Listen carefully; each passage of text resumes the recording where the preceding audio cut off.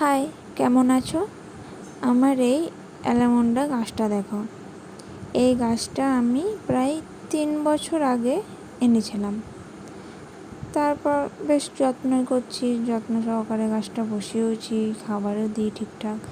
কিন্তু এই 3 বছরে আমাকে একটাও ফুল দেয়নি।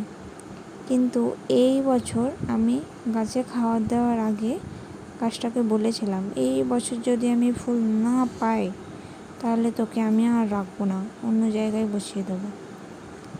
দিয়ে আমার এই কথাটা শোনার পর গাছটা হয়তো সত্যিই খুব ভয় পেয়েছে, তাই আমাকে এই বছরে খাবার দেওয়ার ঠিক 1 মাস পরেই ফুল দিয়ে দিল। অনেক কুড়িও এসেছে, অনেক ফুলও ফুটবে। আজকে একটা ফুটেছে, আরও ফুটবে আস্তে আস্তে। আর এই বছরে বৃষ্টিটাও ভালো হয়েছে, অ্যালামন্ডা গাছে তো বৃষ্টির অনেক প্রয়োজন পড়ে।